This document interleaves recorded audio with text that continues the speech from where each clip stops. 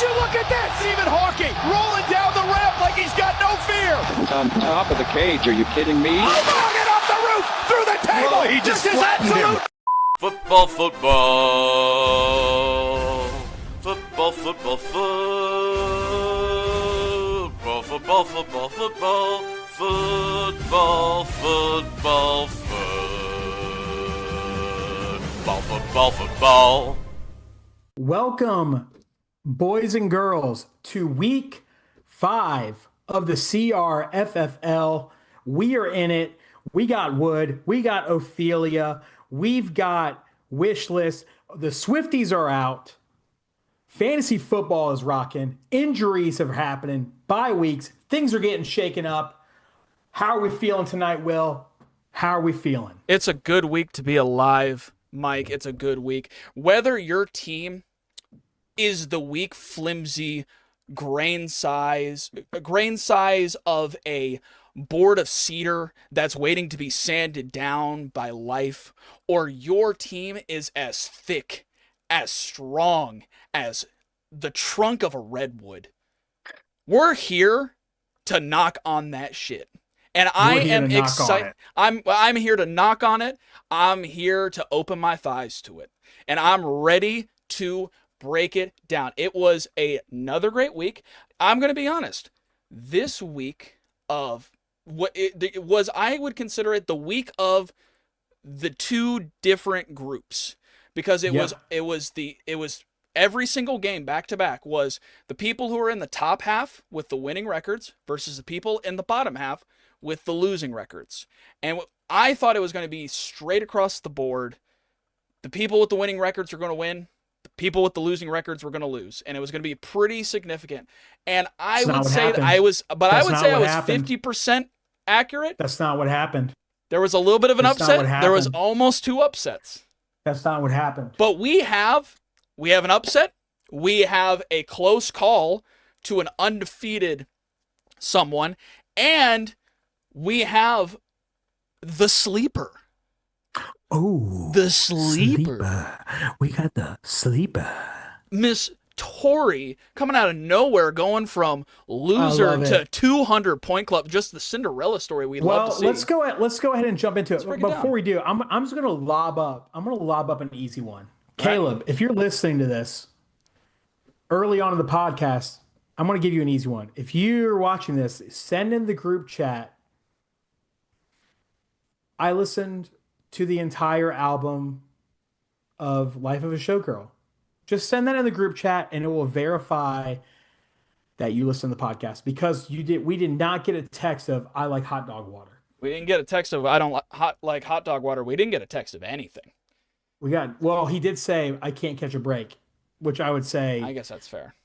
Maybe you'd catch a break if you listen to the podcast. Maybe if some people would. You paid attention. I'm just saying.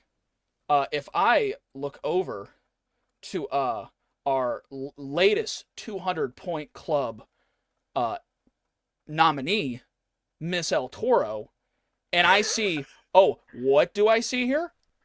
One of her tight ends is not on her bench. She traded that, and the next week she's in the 200-point club. Maybe if you listen to our little seasoning of wisdom, you would be hitting the 200-point club.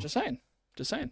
But we'll see. So again, Caleb, please just text, I listened to the whole album of Life of a Showgirl, and we know that you're listening. That's all we need. This is within the first, how many minutes are we in? We are currently 3 minutes and 42 seconds in. 3 minutes and 42 seconds in.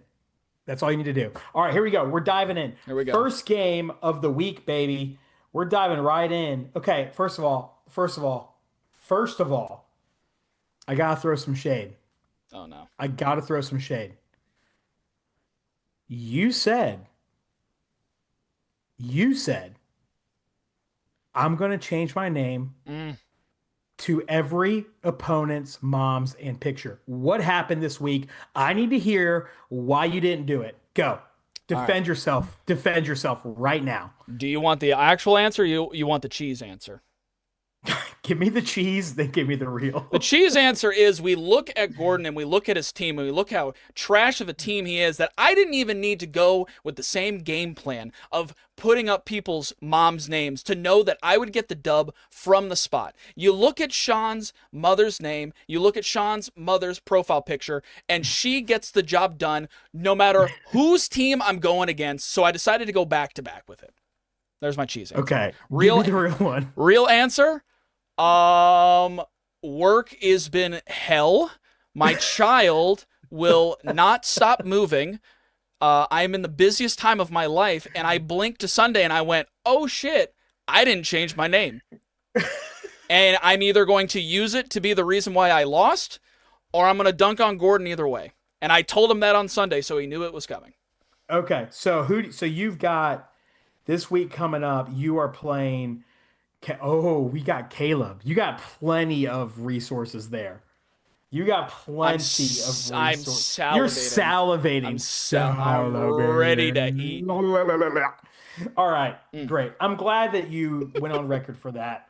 I appreciate it. I will tell you, I had rumblings throughout the league wondering what was happening. I'm just saying, you set a precedent. People were expecting it. You didn't deliver. I failed. Hey, I failed. And I'm going to do the honest thing that any honest Christian will do.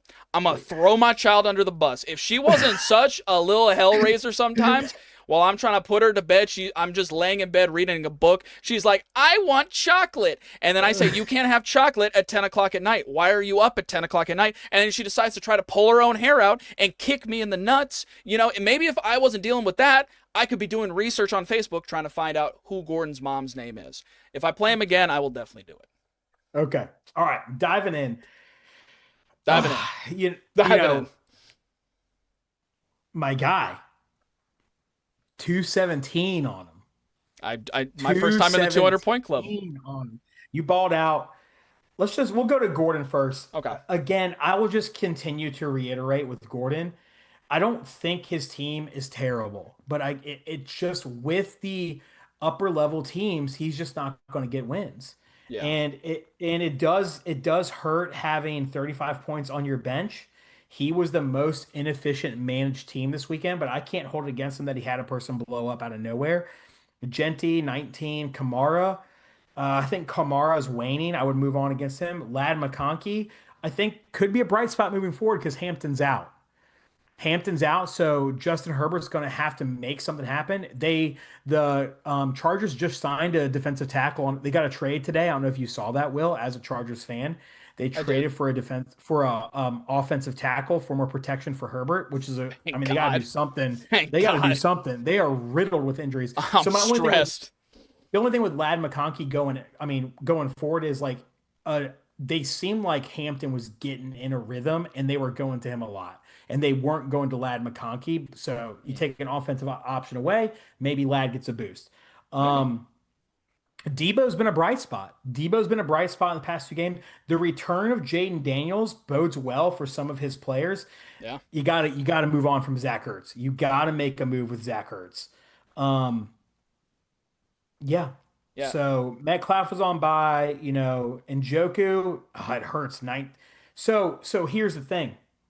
He could have had Njoku in with 19, and he could have had Jay Krosky, whatever his name is, with 35. So he still would have lost. So there's no way to win against the blow up, and that's what I'm saying about his team. And he kind of I will call him out on this. Like Gordon, I want you to know I'm going to call you out. This is the only thing I will call you out on.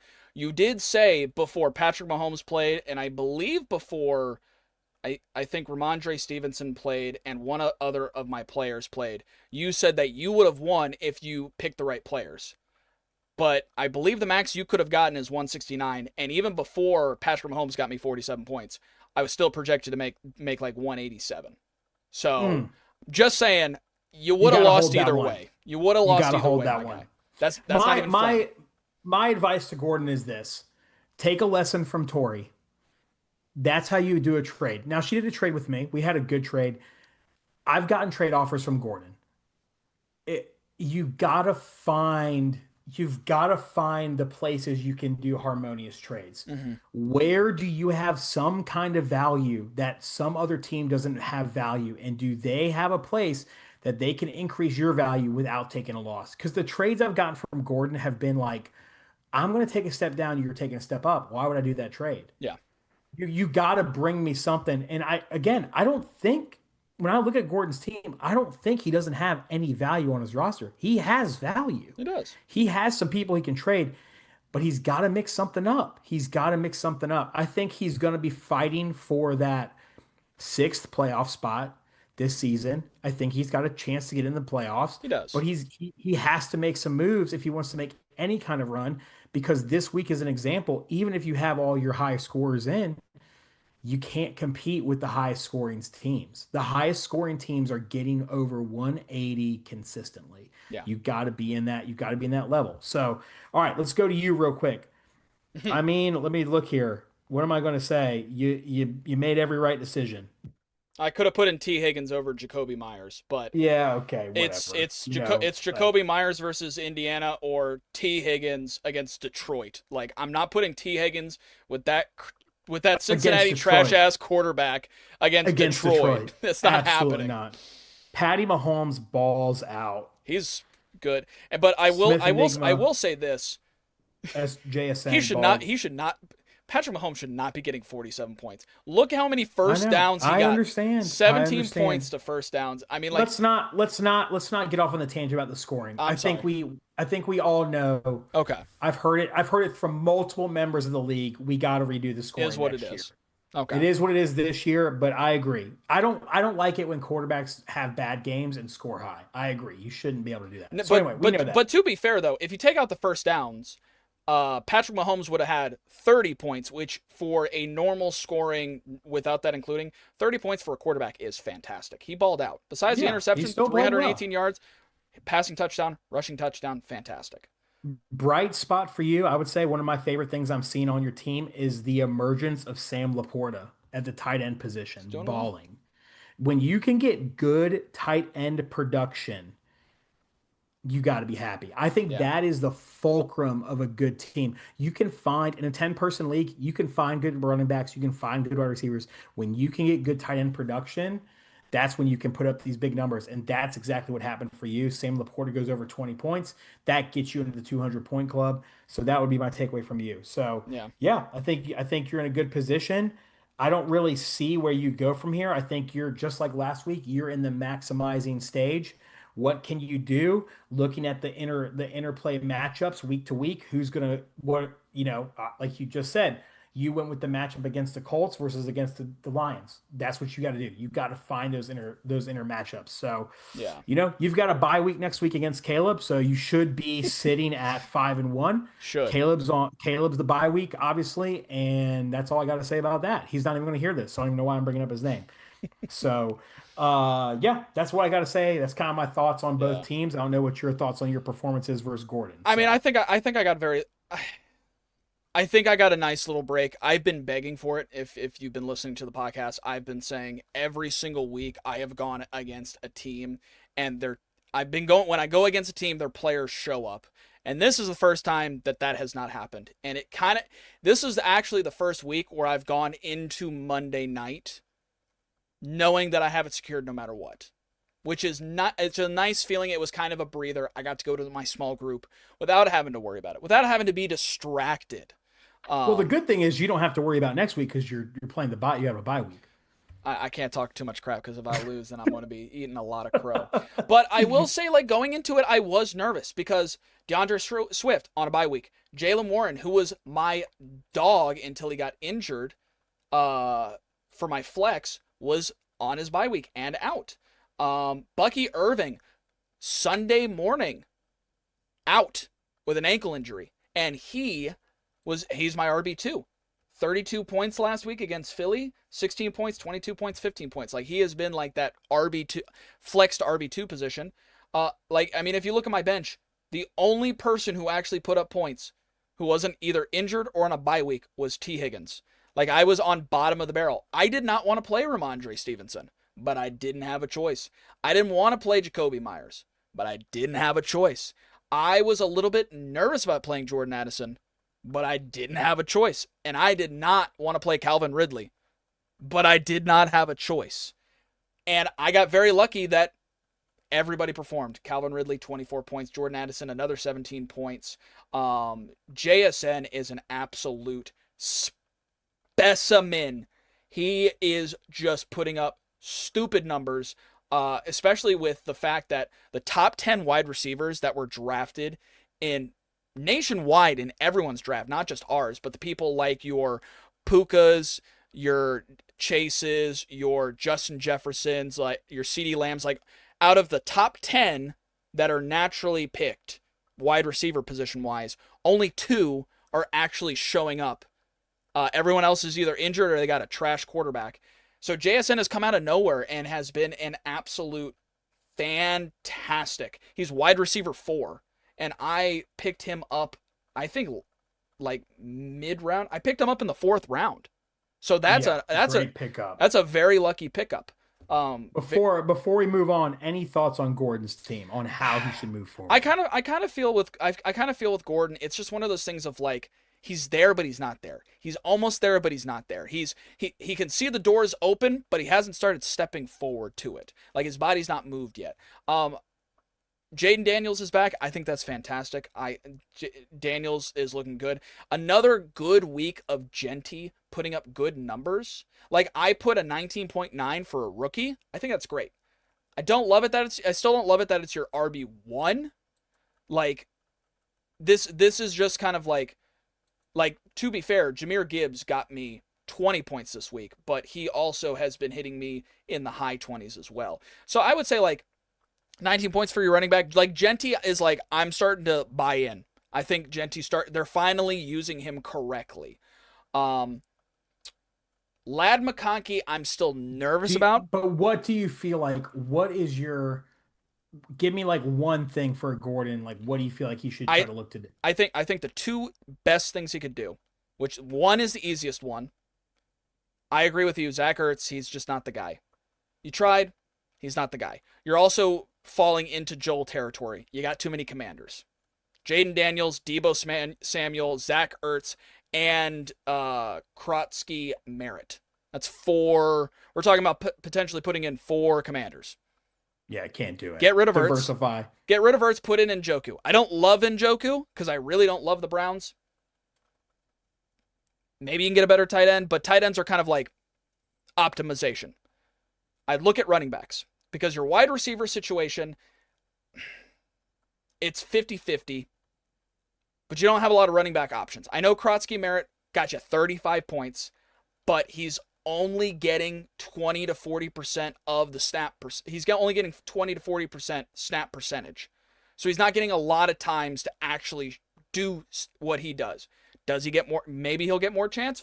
Maybe, but it kind of depends on a lot of different stuff. So what I would do is I would take Drake May. I would either take Drake May or I'd take Jaden Daniels. One of the 2. I think they're both at the same level.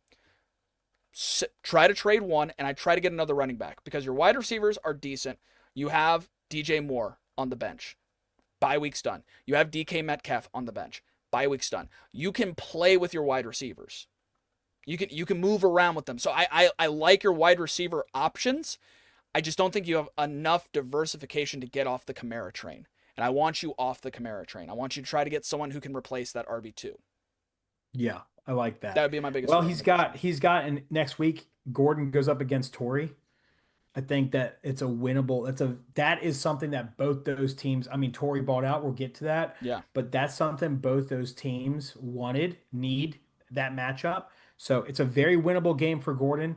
He's got to get to 2-4 this week. Agreed. He's got to get to 2-4. This is a big week for him. Yeah. All right, moving on. I think you got the next game. You've got. Yeah, we are going to move on to our next game. I lost all of my. There they are. All right, our next game we are doing for the 5th week in a row. It is our winner. All you need is love. Katie versus Back that ass up and get another beating. Bring it on in like clockwork. This man is just knocking on wood. Shawn. My goodness. Let's go through the lineups. Let's go through what we love to see. From Katie, Baker Mayfield. This man is an absolute specimen. And I love it.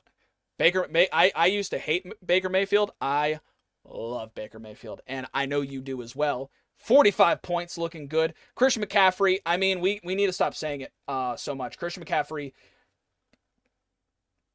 I am going to knock on wood this time, is balling out and will continue to ball out. Looking fantastic. Keenan Allen, even in a dominant loss against the Commanders, he still got you 13 points, which was decent. Devontae Adams gets you 16 points, but then you look at the tight end to your flex option 1, Dalton Kincaid and J.K. Dobbins getting you another 24 points and 20 points each. And, I mean, really, 185 points, it's not your best, but it got the job done, and that's all that matters. You look at the bench, and you can see why she, put up the 185, because half of her team was on bye. No Love, no Josh Jacobs, no Drake London, no Dobbs. Like you were like in my position where you had to play, like you probably didn't want to play Mason, but you had no other choice. You probably didn't want to play Slayton, but you had no other choice, but you still got the job done, and you're with me at 4-1. So congrats to that. I think that's awesome. Going on to Shawn, looking at Shawn's lineup, I mean, it's just hard. It's just hard. Dak Prescott's still putting you up the numbers. Justin Jefferson is still putting up the numbers. And I remember saying this 2 weeks ago that I wasn't off the Justin Jefferson train. And I'm glad that I said that because he's still putting up the numbers with Carson Wentz at the quarterback position. And he will continue to do that. And then McMillan is still putting up good numbers. I'm glad to see you put that in there. I mean, he's got you 17 points. Other than that, everyone else is just not really performing. Chase Brown, I feel bad Except for people. Egbuka. 38. Oh, sorry. Points, I skipped over Egbuka. You have Egbuka as well. Egbuka, that's really your backbone. It's Dak Prescott, it's Justin Jefferson, it's Egbuka, and it's McMillan. Like those are your go-to people, and they're putting up good numbers. But then it's like a few bad apples spoil the bunch. Chase Brown is spoiling your team. And I'm kind of surprised about that because I thought Chase Brown, he was one of the higher picked up and higher sought after picks. Like Joel picked him up in the 3rd round and dropped him instantly. And I think that was a good waiver pickup, but without hindsight into it. But he's not the guy. Woody Marks, I don't even know why he's your your running back 2. I mean, the man's barely getting over 50%. Not even getting to 50% snap percentage, and he's in your 2nd position. I mean, did you have? Oh, it's because Bijan was on a bye, so you didn't really have a choice there. You could have put in Nick Chubb. I don't know why you didn't put in Nick Chubb. I don't know why you have 2 different Houston running backs. Yeah, that's a little interesting. And Woody Marks is I don't know the running back situation in the Texans, so I'm not going to talk out of my butt here, but if I'm looking at Nick Chubb and Woody Marks, I probably would put Nick Chubb in. But again, and that difference. I put Nick Chubb in just off of name recognition. Exactly. It doesn't even matter. It doesn't matter. It doesn't get him the win. Would it? It gets you another 11 points, which gets you to. Yeah. It gets you closer. Gets you closer, but doesn't get it for you. Jerry Jeudy. I mean, at this point with Jeudy, he's not putting up the numbers that you'd want to see. I'd switch out Egbuka for Jeudy and let Jeudy be your what's it called? Your flex fodder, where you can now, and because you're not, Egbuka is the guy. You have disgusting wide receiver combo of Jefferson and Egbuka. Now Jeudy can go to your bench and you can replace him for a running back or a tight end or whoever. I think in this, if I were to Monday morning quarterback this situation for Shawn, I would have went Chris Godwin over Jeudy just because Baker's throwing to him. That's fair, but this goes into the same kind of situation and the problems of like having too many people on the same team. This is why I said I don't understand why you have 2 Houston running backs, because one running back is going to take the points away from the other running back. Same thing with the wide receivers. Egbuka, because Mike Evans is out, Egbuka's the guy. So you go with him. I would not go Egbuka. Like the only time I understand. the only time I think I would ever put the same 2 wide receivers in my same lineup would have been 2 or 3 years ago, Tyreek Hill and Jalen Waddle, because before Tua got his concussions, because they were both balling out and Tua was throwing between them almost 50-50. So they were both eating. But I wouldn't do it in this situation because I don't think the trade-off's the same. And you can see it here. Chris Godwin only got four looks, while Egbuka got 7. And a touchdown, 2-point conversion as well. Like, I think when it comes down to it, you had a hard week because Bijan, like, if Bijan was in there and you replaced him for Marks, you might have beaten Katie. Yeah, I'm going to jump in here. Yeah, you can jump in now. This is what I would say. This game is an example of how buys can have an effect on the league. Yeah. Because if you're going to get Katie, this is the week you get her. But unfortunately, Shawn had Bijan on bye. I think if Bijan's in, he gets her. But that's the thing about the league. The bye weeks matter so much, and like how they mix up teams, it changes a lot. So yeah, I feel bad for Shawn. I think that he could have maybe got a win this week with all the players Katie has on bye. It was just like Gordon said, it was a shot right to the nuts whenever Bijan was out. So Gordon called it. I think that's the thing, doesn't get it for him. So and I will give Shawn this positive. I feel like the past 2 weeks he's consistently been over that 150 point mark, and this time he got over the 150 point mark without his number 1 player. So I do see, even though the chips aren't falling his way, that there is a positive upside to turn on it. And if Evans comes back, Baker's really finding his stride. Evans can be a huge boost. He was only out with a hamstring injury, so he's probably going to be back soon. And that could really be a boost. Again, it's just you got to get in that 6. Gordon and Tori are only at 1-4. You're not out of it. He doesn't have Evans anymore. Yeah, it's on the IR. You got to go all the way down. I can't. I'm looking at the matchup. I can't see it. Man, you have Godwin, Evans, and Egbuka. What is with this league just picking up, just wanting to soy jack on one team? We got diversify. We got Katie with diversify. We got Katie with Green Bay. We got Gordon with the Commanders. We got Joel with Denver, and then we got Shawn with Tampa Bay. Shawn's not even a Tampa Bay fan. I can understand the other 3 because they're fans of those teams. Shawn, you don't even follow the Tampa Bay Buccaneers, but you have all their wide receivers. This is crazy. I'm losing my mind. This makes no sense. That's the only thing I'm going to flame you for. But no, seriously, I do think there's some upsides. I don't think the chips are falling your way, but I do think you're being persistent, and I think that is... I think the tides could turn your way. Now, Mike, talk about Katie's team because you haven't talked about it yet. What do you think of Katie's team? Well, what I'm going to say about Katie's team is it's a life of a showgirl, babe. She's on that stage and she's living it. They said to her that you'll never know this life, but she said, "Now I know this life. I know what it's like to be the showgirl, and I'm never going to forget about that. It's nothing. I don't want anything but the life of a showgirl." So that's all I really got to say, and I think that's all she really needs to hear. Because any actual professional technical analysis? What am I going to say? Her entire team was on bye, and the people she started scored 185 points. Like, okay, you know, I don't know. You're contractually obligated to give us technical analysis, and you're just talking about an album. Talking about an album from some white chick. It's kind of hard to give any analysis when she just started the players she was supposed to start. I started the players I was supposed to start, and we had a lot more analysis. I mean, you're saying, oh, Katie's a Taylor Swift lover. I'm just gonna reference Taylor Swift. She gonna eat that up. You love throwing shade at Katie. I'm not throwing shade at Katie. I'm throwing shade at you for not giving good analysis. I literally said her team did very well, and it's very upside. They got 185 with all your players on the bench. I'm flaming you. This is why you look like that you eat hot dogs for the shape, not the flavor. Now give some analysis. Okay, here's my analysis. Lord.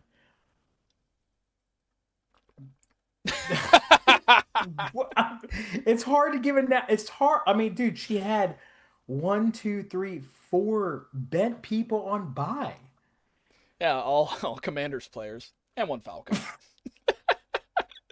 Katie, you did fantastic. This is why you're probably, I mean, this is why I think you're third in the standings, but really, I mean, she's in the optimization. She's in the Yeah. optimization category.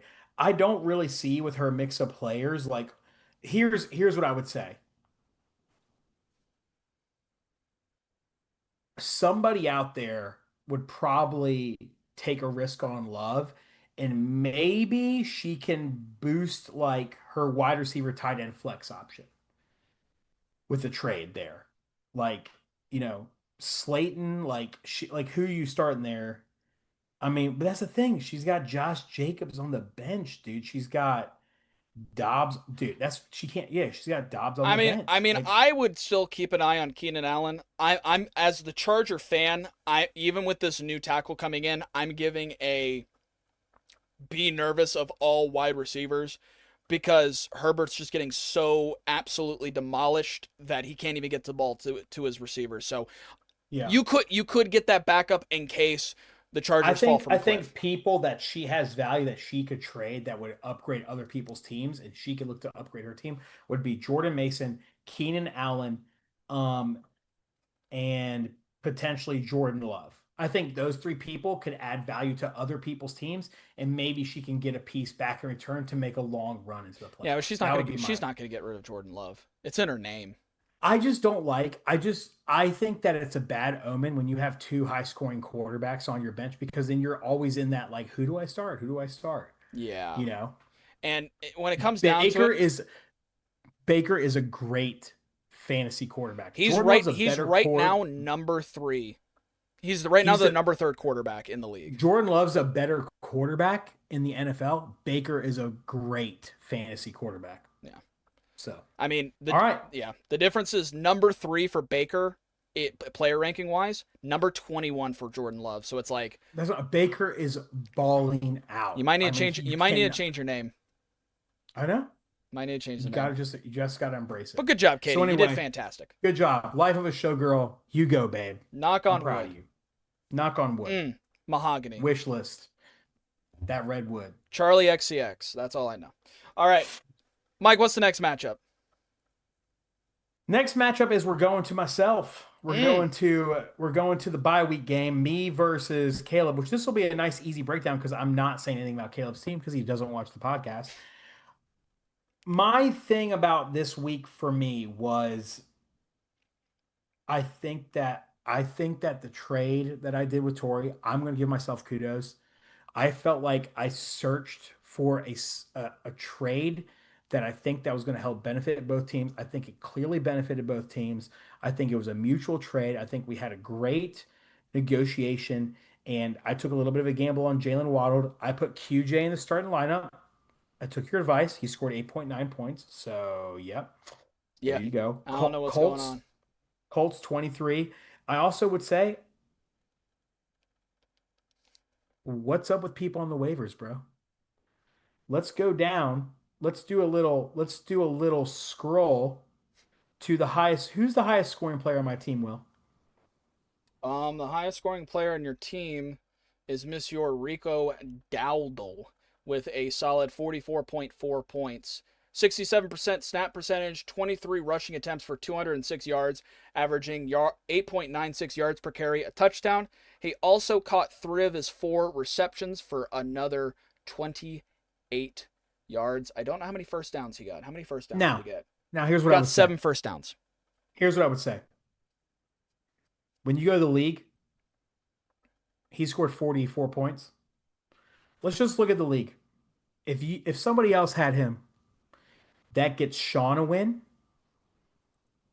Shawn wins, that gets Joel a win, right? Okay. Yep, that gets Joel a win. That gets Kevin a win. And that gets doesn't give Caleb a win. Uh and it doesn't give Gordon a win. But there are three people right there. Joel is one of them, and Shawn sitting at 0 and 5. That if they would have picked him up, would have gotten a win. No one put a waiver in on him, but me. Dude, you people, I know I say it and I get joked about it. You gotta be on the waivers every single week. And if a starting running back gets injured, you pick up the backup because you don't know what's going to happen. Yeah. You do not know. So Hubbard was out. What did I do? I went and picked him up. Oh yeah, bonus. The Panthers are playing the ass Dolphins. Which they barely won. They barely won, but they're playing a trash defense, and he balls out. Yeah. I was shocked when I woke up on Wednesday and saw the waivers and nobody else bid on him. It's going to be really interesting as well because obviously this is going to come out after this upcoming waivers comes, and Hampton's out. He was placed on IR, so he is officially out for 4 weeks. How many people do you think is going to? Because as of right now, if you look at the available players, the top 2 trending players are the 2 Chargers running back options, which is Hassan Haskins and Kamani Vidal. I know for a fact that Heather's at least going to go for one of them because Heather's on the lookout for that. But she has no money. She has no money. So who else is going to go for that? It like you obviously, like, you're a waiver freak, so you probably try to go for that. Will anybody else see that and actually tackle that? I get it. If you are in the like your team, if you're in the optimization mode, maybe you don't make that move because it's not going to necessarily upgrade your running backs. Like, I understand it.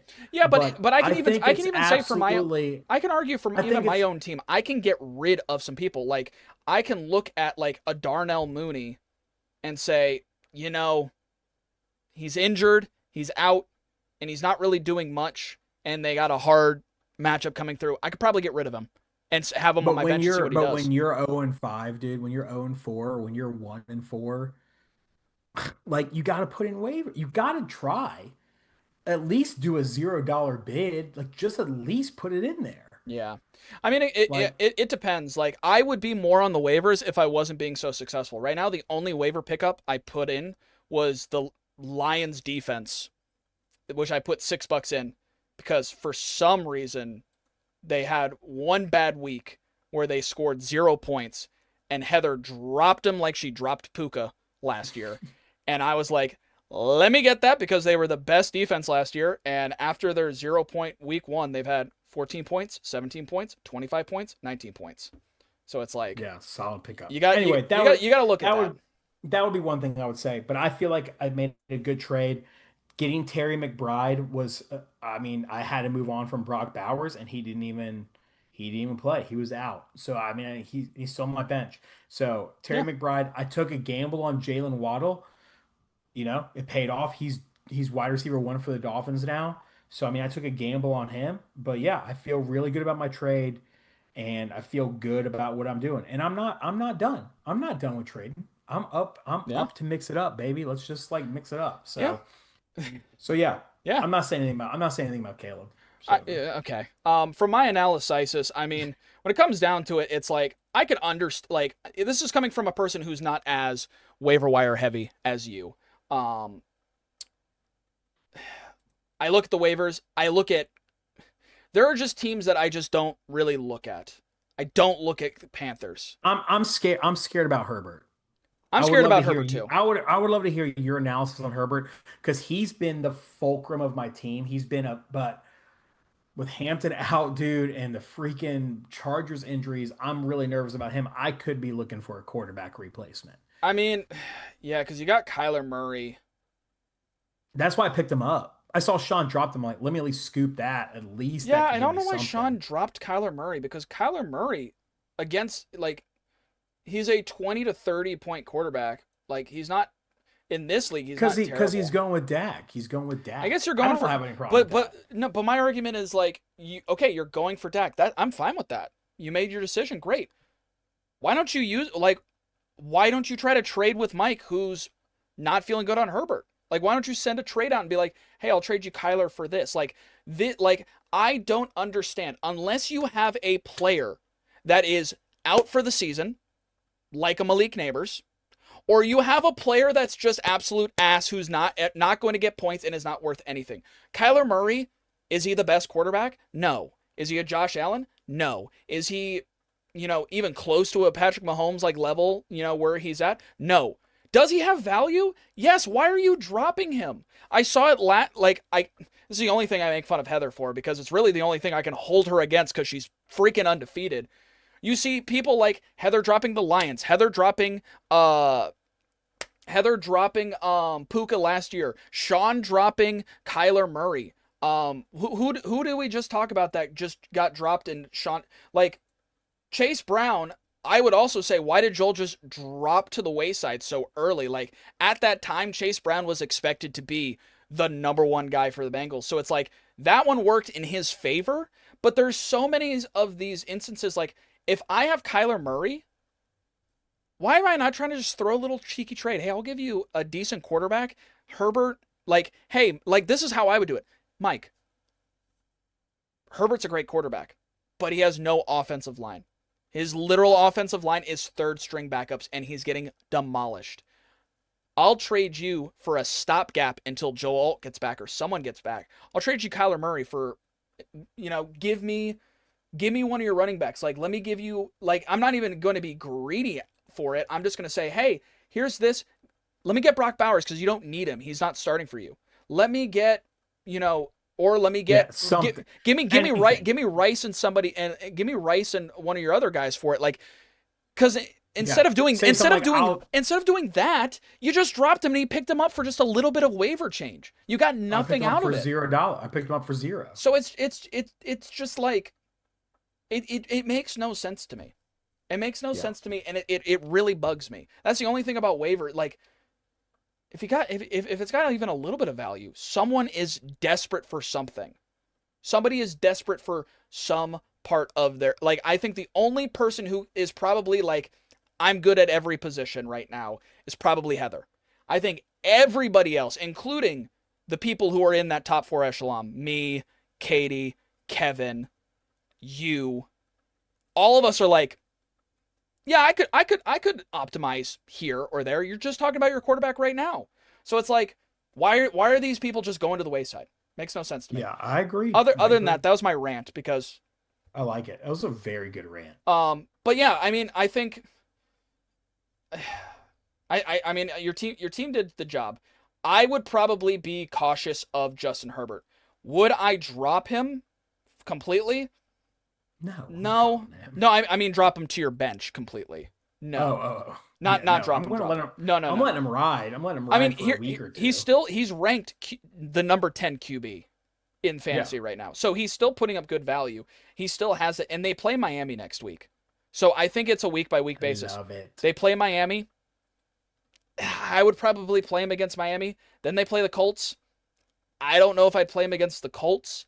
Like, I would start looking between Kyler and Justin on who they play. But also, to be fair, Kyler next week plays the Colts, and then he plays Green Bay. I don't know if I'd play him against Green Bay. So it's like, next week, I think you play Justin Herbert. The week after, I don't think you play either of them. So it's like, you kind of got to figure out, what to do there. Other than that, I mean, your running backs are doing you well. Does this emergence of Rico, I guess the question is, did he have a good game against a trash team, or is he actually going to put up some decent numbers? No, I think he had a good game against a trash team.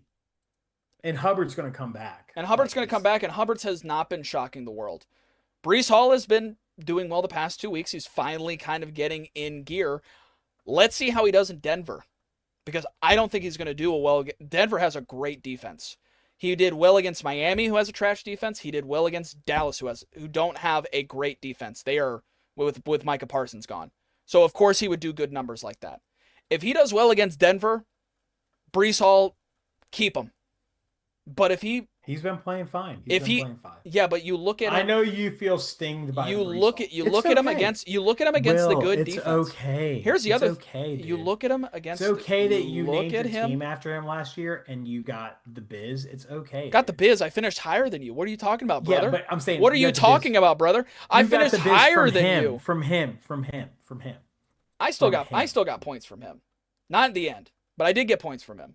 But I'm just saying, from the analysis, the unbiased analysis, against Buffalo, he only got 7 points. Against Tampa Bay, that has a good defense, he only got 12 points. It's Miami and Dallas that he got really good points. So it's like, let's see how he does against Denver. That's all I'm going to say. Your wide receivers do need upgrades, so. Let's move on. Okay. Let's move on. Okay. We're going to, this is going to be a good one. We're going, your pick, dude. We're going to your sleeper pick. Let's hear it. The sleeper pick. Tori, I don't want you to think of anything I said to you. I don't want you to think of anything I said to you last week. I didn't truly give up on you. I've always been a believer. I've always been on your side, and I will continue to be on your side because I have a dream that one day Tori will be back to an even record and looking towards that playoff berth, because that is the sleeper pick by definition. Oh my goodness, it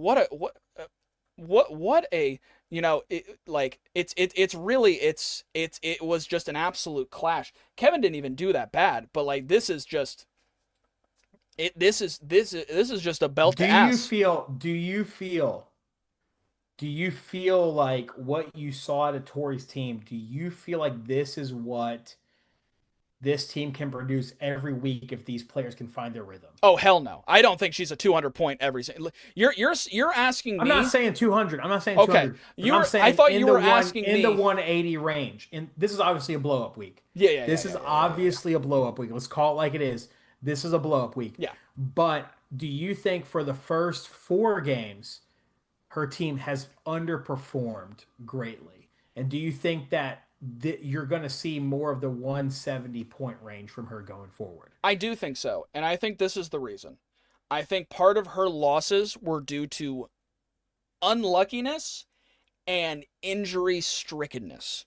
Losing out to CeeDee Lamb and Malik Neighbors, your literal top 2 wide receivers, is an and CeeDee Lamb's coming back. And CeeDee Lamb's coming back. CeeDee Lamb will come back, but he's still out for a little bit.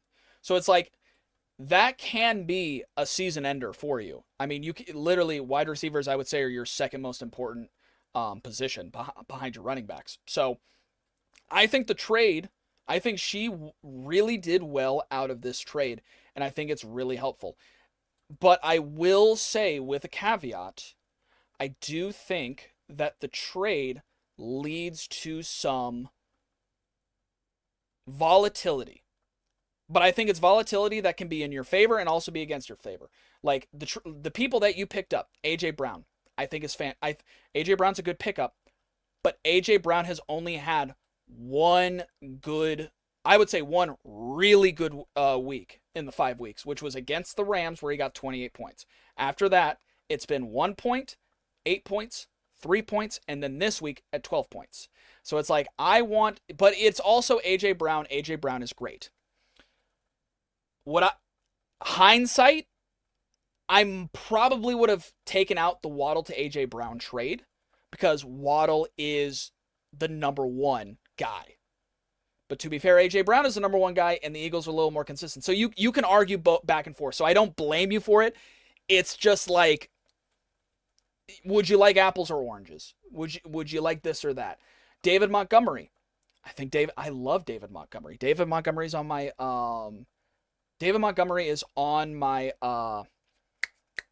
Dynasty League.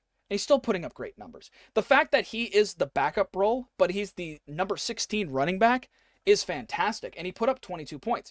But there is that volatility that I'm talking about, where he is putting up good numbers, but he is technically the backup to Jahmyr Gibbs, where Jahmyr Gibbs is the main guy. Now, it is not a stark difference like you see a lot of other running back rooms. It's a pretty decent look. But he because he's second fiddle, he could put up no points. And so it's one of those things of like, I kind of like what I'm seeing right now. Like you're talking about Jalen Hurts. Jalen Hurts is a great quarterback to have. You have Kyron Williams and David Montgomery. That is a much, I actually, when I look at that now, I'm like, you know what? That is a really good duo running back compared to what you had before, which was Kyron Williams and Kareem Hunt. I didn't like Kareem Hunt. So you upgraded there. I will say that is an upgrade. You then look at your wide receiver, your two wide receivers, and your two wide receivers now is AJ Brown, and you got Khalil Shakhtar, whatever. That's pretty. Shakir, however you say his name, is doing okay. I think he's right on that borderline wide receiver too. So he's looking good, and CeeDee Lamb will be back. So that means you're telling me you're gonna have AJ Brown and CeeDee Lamb. I love that. Tyler Warren has been a fantastic. He's the number 3 tight end in fantasy right now. Let me just So it's looking good. The stew is forming. Let me just do this real quick. Okay. Tell me how you feel after this. Okay. Jalen Hurts, Kyron Williams, David Montgomery, AJ Brown, Stephon Diggs, CeeDee Lamb, Tyler Warren. Yeah, I mean, I think that's you know what I'm saying. I think that's her potential future lineup. Yeah, and so to your point as the sleeper pick, if she can just mitigate the damage, and get to back where CeeDee Lamb is back, your sleeper pick could still be in the hunt. Yeah, and I think, and like I said, I think Tori, I think this trade overall was a net positive. I think you're doing a lot better, and this is what I'm talking about. This is like when you're stricken by injury, you find a way. And you don't send just a single ready to mingle style text to the group. You slide into people's DMs and you go, let's make a trade. Let's try to find something that works for both of us. And you did this with Mike, and I think you both turned out great. And honestly, I think your team is so much better. I would say, like you were saying, Mike, overall, the team is probably a 160 to 170 team now, with the upside of hitting those 200 points, but I also think still has the downside of dipping back to the 140s, and I think that really comes down to Stephon Diggs, it comes down to David Montgomery, and it comes down to AJ Brown. If David Montgomery continues to, even though being a second fiddle, absolutely produce, you're great. If AJ Brown starts getting more of like the actual catches and being a part of the game and getting more touchdowns like he did last year, fantastic. And then Stephon Diggs, I mean, he balled out.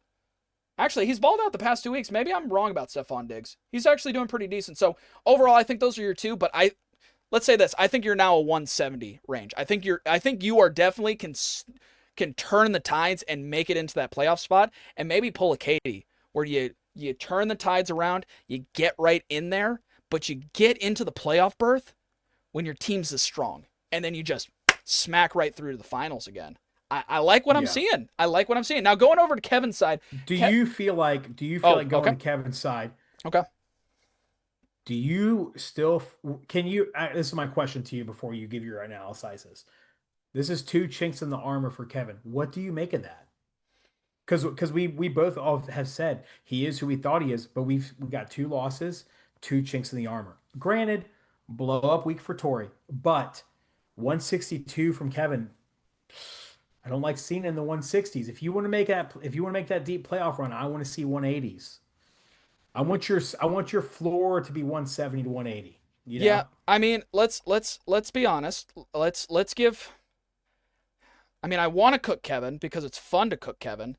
I'd love to make this imagery of like, you know, you have the father and then you have the zaddy, and you just got fucking spanked. But here's the honest truth.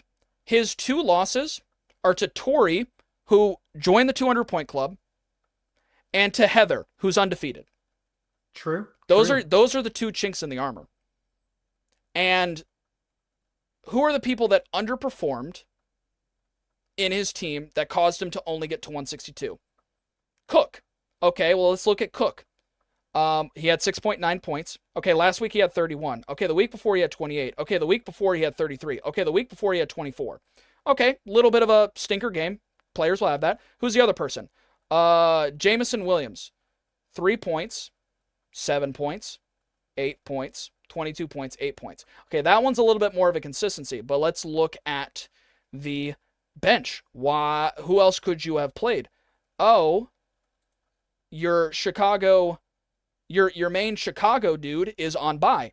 Didn't really have a choice. You probably would have played him if he played because Mr. Rome, Unsday, however you say his name, you've been playing him every single week and you've been doing good. So I think it's honestly, and then everyone else balled out. Jared Goff got 31 points. Any concern over Lamar going to the bench and he's out, so he's got to rely on Jared Goff. Obviously a good backup. So any concern there for you? Well, now that quarterbacks are scoring 30s to 40s, I'm a little concerned. I don't think Jared Goff is a bad pick, but he's very boom or bust. He got 31 points this week. Last week he only got 19. I used to think 19 was good, like decent. 19 is not good in this league. Like mid-20s is okay. You want at least a consistent 27 to 30 point. You get above 30, you're looking great. His week by week is 23, 46, 23, 19, 31. He's really this. So it really kind of depends on how long Lamar Jackson is out for. And when he comes back, is he going to be still blowing it up? But I don't think Kevin should be worried right now. I think you got unlucky with James Cook, and that it is what it is. And then next week, you put Rome back in to your flex options. You take Jamison Williams, who you had no choice but to play, to put in there. You could have put in Darren Waller, but that's kind of he last week and the week before was his first 2 times playing, so like we're talking about with hindsight. I probably wouldn't have played him either. I would have picked him up and been like, the next 2 weeks I'm going to see how he does. But now you have a very solid tight end option if you wanted to replace TJ Hawkinson, who has not been really good. So I think it's fine. I think Darren Waller's value has gone up with Tyreek Hill being out. Exactly. So like you're telling me that next week he can replace his, put back his other flex option that he's been playing. Cook will continue to do great, and he has an upgrade on his tight end. I'm not too worried. And Lamar Jackson is not out indefinitely. Yeah. I'm not worried. What about you? Yeah. Yeah, I would agree. I think with both breakdowns, I think you did a really good job. There's not much I can add. Again, I think kudos to Tori on the trade. I think a lot of the other league managers need to take a note from that and see how much a trade, if you can find a good trade to do, how much it can improve your team. Yeah. Because when you list off those names that I list off, when she gets CeeDee Lamb back, it seems like she's a formidable opponent. And so again, next week she's going against Gordon. I mean, it's a very gettable game for both of those teams. Yeah. Both of those teams are going to be scrapping. So that's a big one to be watching and paying attention to. It may be my game of the week to look out for. We'll see at the end of the podcast. Be pretty good. I think what you said about Kevin is valid. I was concerned about the 2 losses, but I think the arguments you brought up were good. So again, I think everything you said is great, and I don't have a ton to add about that. I think Cook obviously did a poopy pants, and that's not going to happen again. So I would move. If I'm Kevin, I'm going forward with Darren Waller because Tyreek Hill's out, and it seems like he's a good option. And Darren Waller was he was good when he was with the Ravens. He's had some high productions. So, yeah. Yeah. All right. I agree. Moving on to our final game. And this game is saved for last because it was the closest game of the week. Man. And it came down to Monday night, and Mr. Redwood Tree himself, the one who is responsible for opening up Taylor Swift's thighs, T. Kelce, seals the victory for Heather. And I'm going to go on record here, and I know it's my wife. I love her. She's my queen. But I'm going on record. It's moved. We've officially moved from the darling of the league of, oh, it's so fun seeing Heather win, to you are the heel. I want to see you get an L. Yeah. because I wanted Joel to win so bad. Same here. I wanted Joel to win so bad. And dude, he gave it everything he had. I don't have my biggest concern for Joel is Derrick Henry, dude. It's your keeper. I don't know what is going on with him. The Ravens look like trash. I don't know. I don't know what to do about it. Surprising. Like it's surprising, and you've got to figure out something with him. Your Broncos, your boys. I'm gonna quit talking about them because they're playing well. The Broncos statement win this week. I'll give you props for that as a Broncos fan. Statement win over the Eagles. Your boys are playing well. It was a great game. I cannot give you shade about the Broncos players. You have diversified your portfolio. You have been listening. You have been paying attention. Really sucks. The Rams just took a big poop pants against San Francisco, Yeah. especially when San Francisco had in their like second string quarterback. He was barely walking up the field. You would think the Rams could put something together there, but they just didn't. So that really sucks. Yeah. So yeah, Joel, I was really rooting for you. If you told me Justin Fields gets 40 points, I think you're going to have a good shot for the win, and you did, but you just couldn't get it done against Heather. And her 15 team was first downs. Really crazy. Who said that? Going over to Heather, I mean, the one chink in the armor we got is Hampton is on IR. I think the Ugh. whole league can just take a sigh. No. And I think that just kind of gives. Well, I'm not saying Look at the bench. it's a big. I understand. I'm just saying at least it gives us something. Her bench is Scatterbo's just coming in. dude. Scatterbo's And just coming in. Scatterbo is just getting into his rhythm. And you can make the argument that you probably, I don't know. Probably should. No, actually, no. Hampton was the right pick because it was 30, 35, and then even when he got injured, it was 16. So Yeah. it was the right pick, but Scatterbo's just coming in. Like, it's nothing's changing. When you're getting 22 points from Redwood Tree himself in his final year in the NFL, everyone's talking about how big it is, and he just got that little confidence boost. he got that confidence boost, dude. Like, I'm sitting here So- curious how big it is. The only thing I know is it's on the 9th track. Which, hey, inshallah. You're saying so it's 9 inches. I'm just saying, inshallah, good for her. But I feel like I'd be walking funny after that. I mean, Just saying, 9 inches is that's ridiculous. that's a lot. That's what I'm going to assume. That's what I'm going to go forward with. Good for him, inshallah. I feel like I'd have back pain. I'd have lower back pain. Just saying. So that's where I'm at. Like I said, Heather is officially moved into heel territory. I want to see her get an L. Mm-hmm. Dude, it's like, Yeah. And it's tough out here. And this is what I was saying in the text message in my memes. I might not have worded it well, which is fine because I'm an engineer. I'm not an English guy, but Heather has officially taken the spot of Kevin last season, and she has the ego to it now.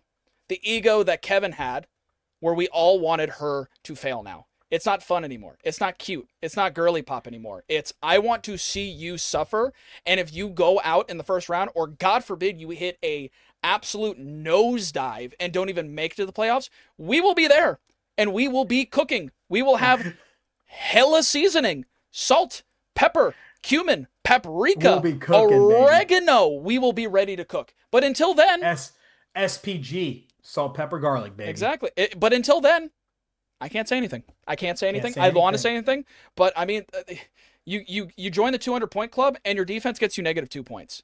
I'm sick of it. I'm sick of it. And she has been consistently just chugging along. It just kind of comes down to who is going to be the first person to knock her down. I don't really want to talk about Heather that much because Heather, all I'm going to say is I can't wait to watch you lose somehow against somebody. Maybe it's Tori. I would love to see that. Maybe it's Katie next week. We're all rooting. This is what it's going to be like. Next week, we are rooting for the person that is going against you. So if you want to have this confidence, if you want to have this ego, great. You just got to be ready. You're the bad guy. Everyone's going to be against you now. So, you're on your own. We're all rooting for Katie next week. But your team's fantastic. Daniel Jones is still doing amazing with the Colts. Absolutely. The fact that he only got 26 points and they won 40-6 is actually a little weird. But I'm not even going to worry about it. Jonathan Taylor is fantastic. Puka's still doing fantastic. Javonte Williams is doing fantastic. I mean, she has literally the number 2 and the number 3 running back in fantasy right now. She has the number 1 wide receiver in fantasy right now. Zay Flowers. Dude, you know what's scary, dude? What if she makes it to the playoffs and that's when Joe Burrow comes back? Okay, on to Joel's team. Joel, yeah, I think it's time to really look into. I think it's time. I think it's time to have a serious, hairy, scary conversation when it comes to Derrick Henry. I think it's time to move on. And what really scares me is I look at your bench and you have absolutely no running backs. And I look to your flex and you have absolutely no running backs. You have too many quarterbacks. You have too many wide receiver options. Do not drop anybody.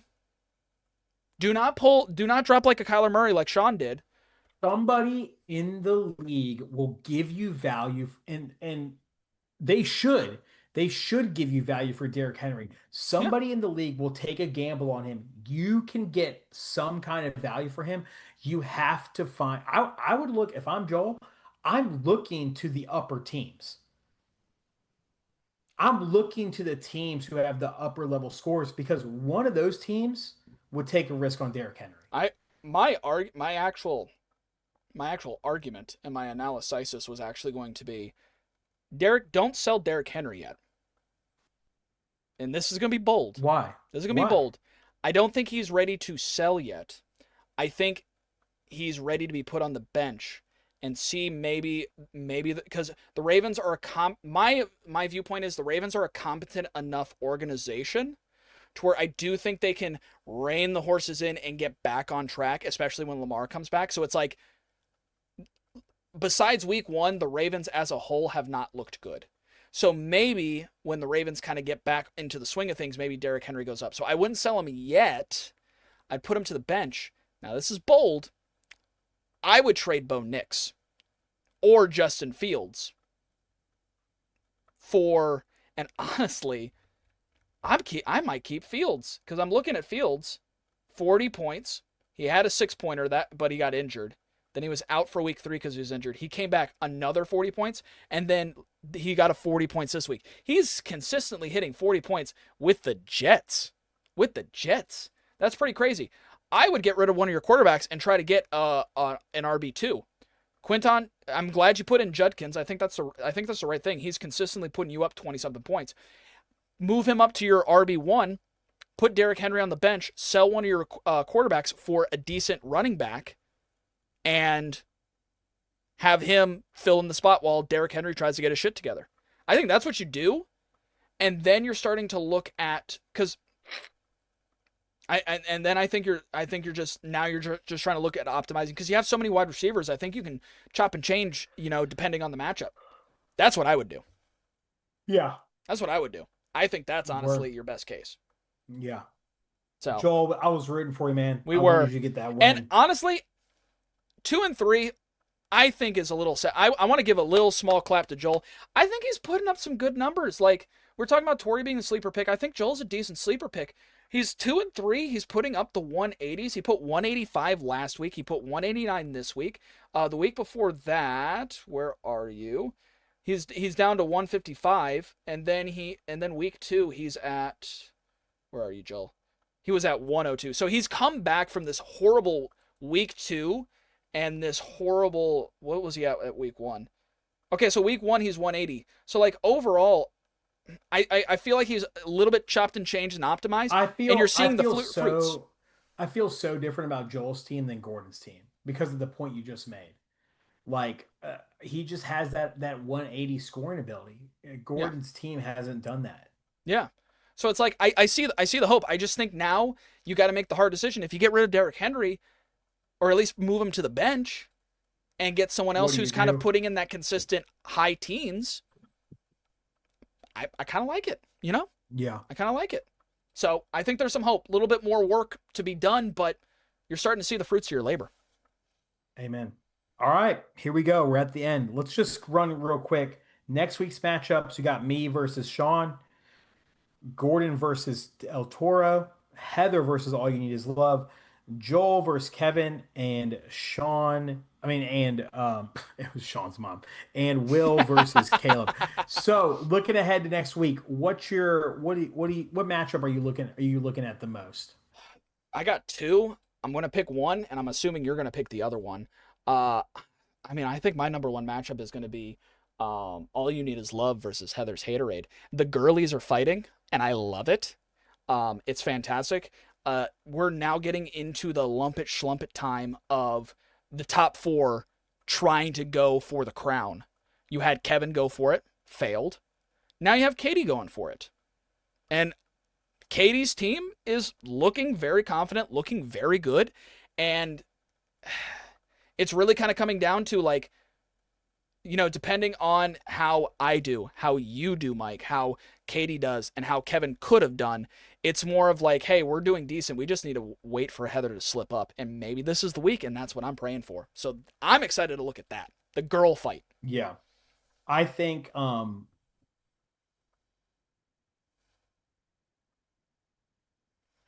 just looking here. Yeah, I'm with you. I'm going, that's the matchup that I'm looking for.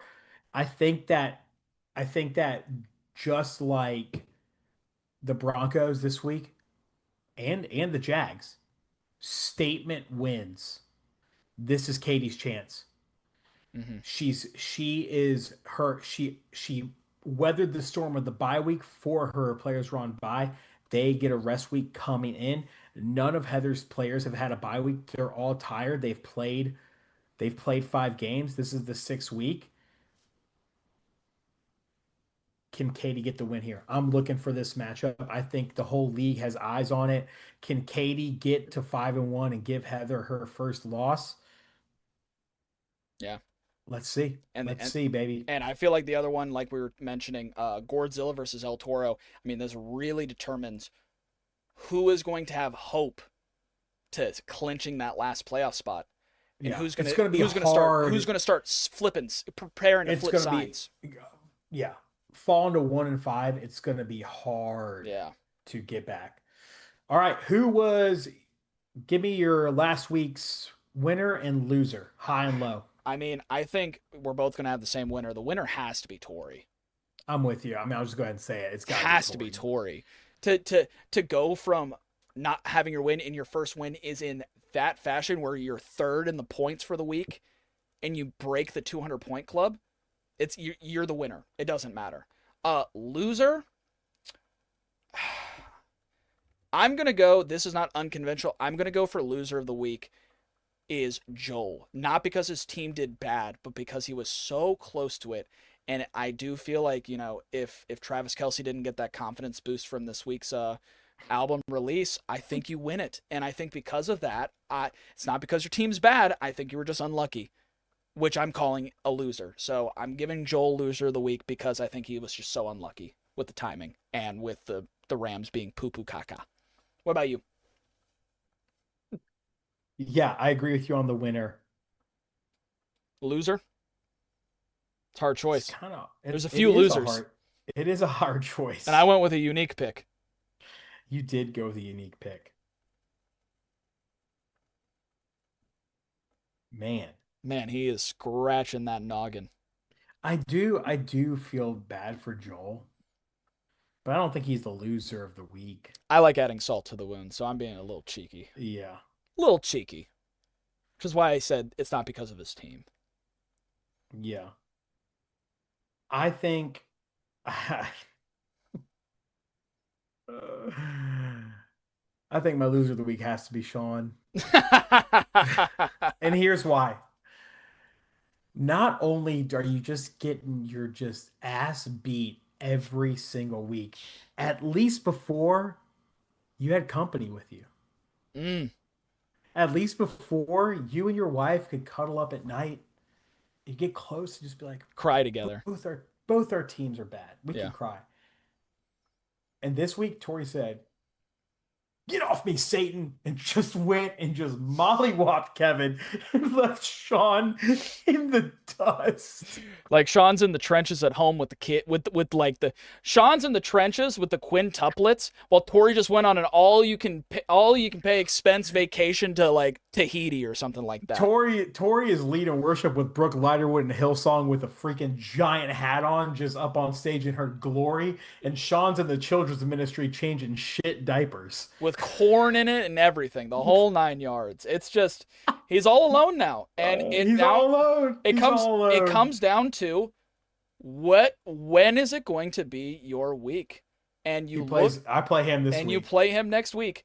And I'm going to tell you right now, you better get that brown paper bag ready if you lose. If you lose to Shawn, oh, I'm coming on paper bag. Paper bag, you're wearing it for the whole damn hour. I don't care. But is this week your week? You're going against one of the top 4. I mean, let's be honest. I just see Tori and Shawn cuddled up. Oh, we're fantasy. It doesn't matter. We don't care. Tori's this week like, my team's good. You suck. So here comes a fun. Let's imagine for a second, because now we're in after hours. We've been recording for an hour 15. We're in after hours land. This week he plays you. Let's be honest. You should whoop that ass, and we're gonna have another week of back that ass up. Here's where it gets very awkward. The next week he plays Tori, and he might get his first. What if he gets his first win against Tori? Or what if he goes 0-7 and loses to Tori? I mean, it's just like it does. You don't win either way. You can't celebrate because you just beat your wife, or you lost your wife and you haven't won a game yet, and we're halfway through the season. It's like you don't win either way. So Shawn, you have to win this week just to not get to this point. Oh man. This is going to be great. Maybe that's the game. Maybe that is the game of the week. Maybe. Oh, man. All right. All right. That wraps it up. Yep. Wraps it up. Any final thoughts on Life of a Showgirl, Will? Since probably no one's coming to this part of the ending. Not for me. It's to me, the music is about as seasoned as the chicken that my mother made, and I was born and was raised in a white family on the suburbs of Lynchburg. So you can just imagine how seasoned that chicken was, and it was not. And there you have it. That's all we need to know, baby. Tune back in next week. Hey, we'll look forward to seeing the matchups this week. Bye weeks, injuries, there's a lot happening in the league. And get on those waivers, guys. Get them waivers, send some trades, make it happen, baby.